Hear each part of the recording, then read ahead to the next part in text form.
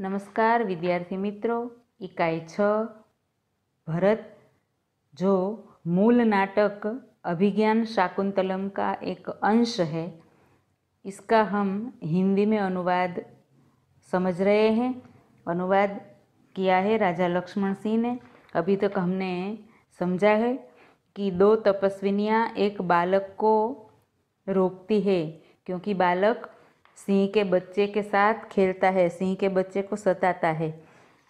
राजा दुष्यंत पेड़ की ओर से इसे देख रहा है और इसे देखकर इसके मन में बहुत आनंद उभर कर आता है और सोचता है कि कैसा सुंदर बालक है, कैसा वीर बालक है, किसका बालक होगा, जिसका होगा उससे कितना आनंद मिल रहा होगा, कितना हर्ष हो रहा होगा।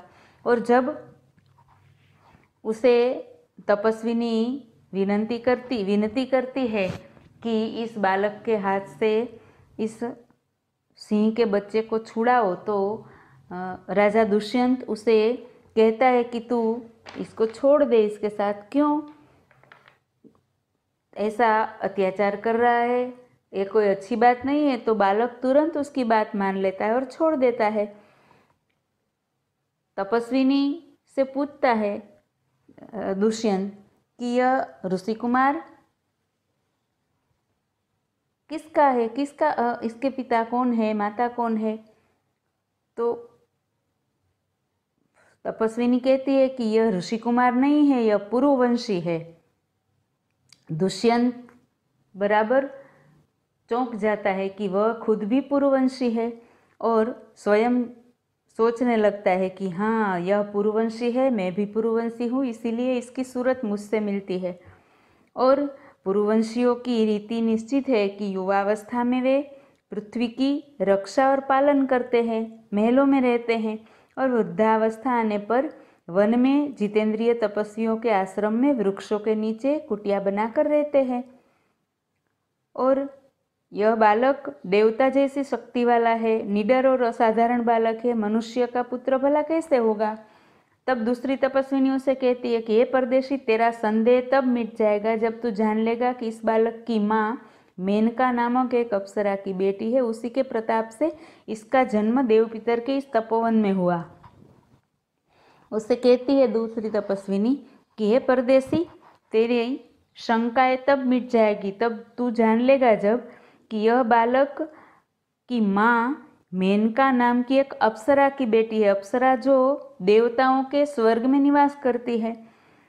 तो उसी के कारण इसका जन्म इस देवताओं और पूर्वजों के इस तपोवन में हुआ। अब दुष्यंत मन में कहता है कि यह तो बड़े आनंद की बात है, इससे कुछ आशा बढ़ी, इसकी माता किस राजर्षि की पत्नी है।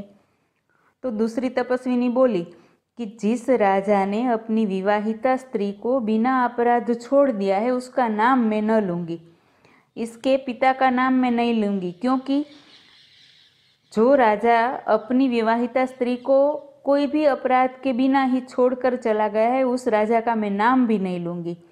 तब दुष्यंत स्वयं से कहता है, अपने आप ही सोचता है कि यह कथा तो मुझ पर लगती है, मेरी जैसी ही कथा लगती है, भला इस बालक की माँ का नाम पूछूं। सोचता है कि इसकी माँ कौन है, इसका नाम पूछूं। मैंने पिता का नाम तो पूछा, तो पिता का नाम तो उस तपस्विनी ने नहीं बताया।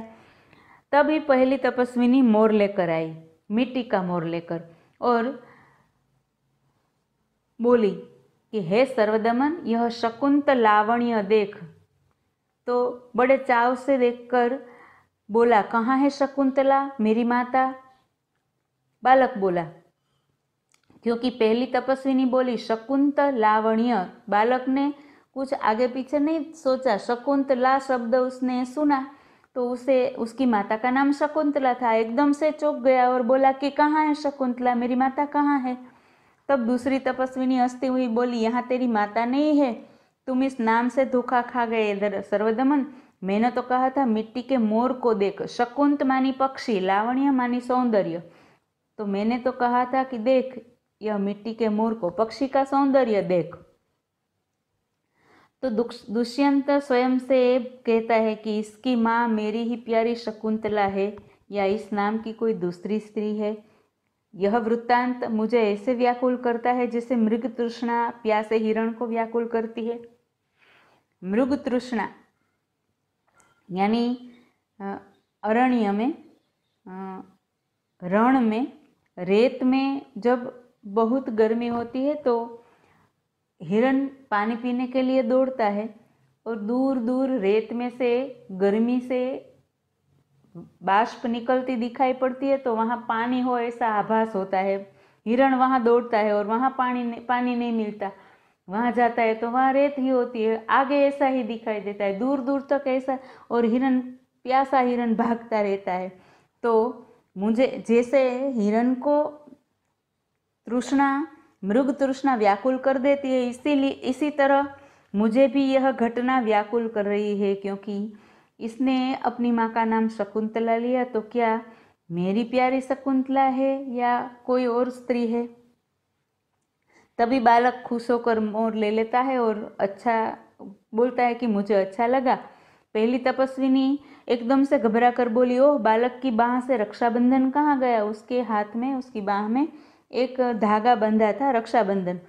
तो दुष्यंत बोला, घबराओ मत, जब वह नहर से खेल रहा था तब इसके हाथ से गिर गया था, सो वह पड़ा है, मैं उठाकर तुम्हें दिए देता हूँ।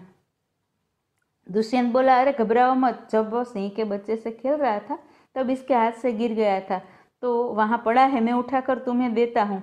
उठाने के लिए झुकता है। पहली तपस्विनी बोली, अरे अरे अरे मत उठाओ, उसे मत छूना। तो दूसरी तपस्विनी बोली, ओह, इसने तो उठा ही लिया। दोनों एक दूसरे को आश्चर्य से देखती है, क्यों? आगे आता है, दुष्यंत ने उठाकर दिया, यह लो, परंतु यह कहो कि तुमने मुझे इसको उठाने से रोका क्यों था? दूसरी तपस्विनी बोली कि इस रक्षाबंधन का नाम अपराजित है। अपराजित इस रक्षाबंधन का नाम है, धागे का नाम। जिस समय इस बालक का नामकरण हुआ था तब महात्मा मरीचि के पुत्र कश्यप ने यह धागा दिया था। जब इस बालक का नामकरण संस्कार हुआ था तब महात्मा मरीचि के पुत्र कश्यप ने, कश्यप ऋषि ने नामकरण संस्कार किया था, तो महात्मा मरीचि के पुत्र थे कश्यप ऋषि, उसने यह धागा दिया था। और इसका गुण यह है कि कभी यह धरती पर गिर पड़े तो इस बालक के माता पिता को छोड़कर इसे कोई दूसरा न उठा सके। इसका गुण एक यह है कि अगर इसकी बाह से यह धागा गिर पड़े, धरती पर गिर पड़े, तो इस धागे को और कोई न उठा सके उसके माता पिता को छोड़कर, या तो उसकी माता उठाए या उसके पिता उठाए। और दुष्यंत बोला, अगर जो कोई उठा ले तो क्या हो? तो पहली तपस्विनी बोली, तो यह तुरंत सांप बनकर उसे डसता है। दुष्यंत ने बोला, तुमने कभी ऐसे होते देखा है? पहली तपस्विनी बोली, अनेक बार। तब दुष्यंत प्रसन्न होकर बोला कि तो अब मेरा मनोरथ पूरा हुआ। क्यों? क्योंकि दुष्यंत ने धरती पर से यह धागा उठाया था, उठाकर तपस्विनी को दिया था, और अगर वे उसके पिता न होते तो धागा सांप बनकर उसे डसता, और धागे का उसको कुछ नहीं हुआ, धागा सांप नहीं बना, दुष्यंत ने उठाया फिर भी। तो सत्य है कि दुष्यंत ही उसके पिता है। अब खुश हो गए कि मैं ही इसका पिता हूँ और यही मेरा बालक है, और इसकी माता शकुंतला है, मेरी ही पत्नी है, और मैं क्यों ना आनंद मनाऊं। खुश हो गया, बालक को गोद में ले लेता है और पर्दा गिरता है, मानी नाटक पूरा हो गया। बराबर है। आज हमने इकाई 6 बराबर से पूरा कर लिया है। अब अभ्यास के प्रश्न में लिखकर फोटो भेज रही हूँ। अभ्यास को रफ नोट में लिखना, पक्की कॉपी में नहीं लिखना है, क्योंकि आपको पुनरावर्तन और भाषा सज्जता बाकी है। तो इस इकाई के अभ्यास को अभी हम पक्की कॉपी में नहीं लिखेंगे। बराबर है।